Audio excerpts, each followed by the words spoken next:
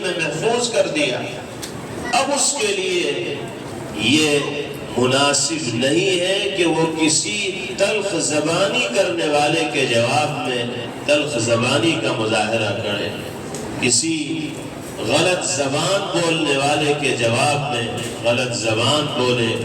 کسی گالی دینے والے کے جواب میں گالی دے، بد زبانی کرنے والے کے جواب میں بد زبانی کرے۔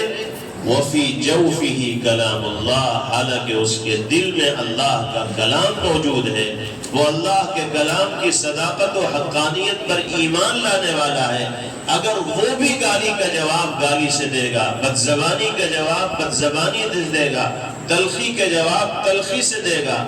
تو پھر اس میں اور اس انسان میں کیا فرق رہ جائے گا جس کے دل میں اللہ کا کلام نہیں؟